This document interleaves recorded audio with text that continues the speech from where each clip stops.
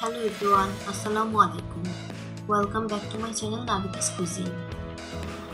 Nabita's Cuisine থেকে আজকে আপনাদের সাথে শেয়ার করতে যাচ্ছি একটি ম্যাগি নুডলসের রেসিপি। আজকে মূলত আমি ম্যাগি নুডলস দিয়ে একটি সুপি নুডলস করে দেখাবো। আর ম্যাগির সাথে ইনগ্রেডিয়েন্টস হিসেবে ইউজ করব ভেজিটেবলস। এই রেসিপিটি আপনারা বিকেলের নাস্তায় যেমন খেতে পারবেন তেমনি ডিনারেও খেতে পারবেন। চলুন তাহলে দেখে নেওয়া যাক রেসিপিটি আমি কিভাবে করেছি।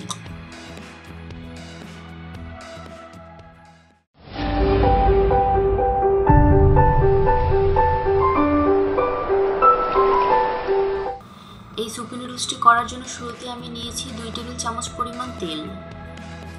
তেলটা একটু গরম হয়ে এলে এতে আমি দিয়ে দিয়েছি সামান্য পরিমাণ পেঁয়াজ কুচি, সেই সাথে অ্যাড করেছি কাঁচামরিচ কুচি। এখন পেঁয়াজ আর কাঁচামরিচ কুচি একসাথে খুব ভালোভাবে ভেজে নিচ্ছি। পেঁয়াজ আর কাঁচামরিচ মোটামুটি ভাজা হয়ে গেলে আমি অ্যাড করে দিচ্ছি সামান্য পরিমাণ লবণ, সেই সাথে অ্যাড করে দিচ্ছি বরবটি আর গাজর কুচি, আর সাথে অ্যাড করছি বাঁধাকপি কুচি। গাজর, বরবটি আর বাঁধাকপি একসঙ্গে ভালোভাবে ভাজা হয়ে গেলে এতে আমি অ্যাড করে দিচ্ছি 2 কাপ পরিমাণ গরম পানি। পানিটা যখন ফুটতে থাকবে তখন একটি ডিম ফেটিয়ে উপর থেকে ছেড়ে দিব। এখানে ডিমটা যথাসম্ভব উঁচু থেকে ছাড়তে হবে, সেই সাথে সাথে একটু নেড়েও দিতে হবে। আর ডিম দেওয়া হয়ে গেলে 1 প্যাকেট ম্যাগি নুডলস আমি এতে দিয়ে দিচ্ছি। ম্যাগিটা যখন পানিতে সম্পূর্ণরূপে ছেড়ে যাবে তখন এতে আমি দিয়ে দিচ্ছি মশলাটা। ম্যাগি মশলা অ্যাড করার পরও এতে আমি দিয়ে দিচ্ছি ম্যাগি ম্যাজিক মশলা। এটা আপনারা চাইলে স্কিপও করতে পারেন। এখন মশলাটা ভালোভাবে আমি মিক্সড করে দিচ্ছি।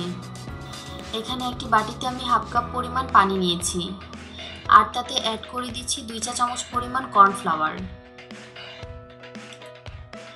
আর এদিক দিয়ে আমার ম্যাগিটাও প্রায় সিদ্ধ হয়ে এসেছে এবং পানিটা অনেকটুকু শুকিয়ে এসেছে।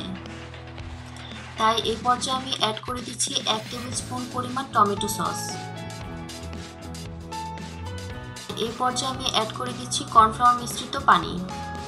এখন কিন্তু আমি আঁচটা মিডিয়ামে দিয়ে দিয়েছি। কর্নফ্লাওয়ার দেওয়ার পর খুব তাড়াতাড়ি নুডলসটা থকথকে হয়ে আসবে, একেবারে স্যুপের একটি টেক্সচার ধারণ করবে। আপনার পছন্দ মতো ঘনত্ব যখন চলে আসবে তখন আপনি এটা নামিয়ে নেবেন। আর এখন আমি একটি বাটিতে সার্ভ করে নিচ্ছি। এই সুপি নুডলসটা আপনারা বিকেলের নাস্তায় কিংবা রাতের ডিনারে খুবই ঝটপট করে তৈরি করে নিতে পারবেন। এমনকি মেহমানদের আপ্যায়নেও এটা ব্যবহার করতে পারবেন। আশা করছি আমার আজকের এই রেসিপিটি আপনাদের ভালো লেগেছে। আজকের মতো তাহলে এখানেই শেষ করছি। আল্লাহ হাফেজ।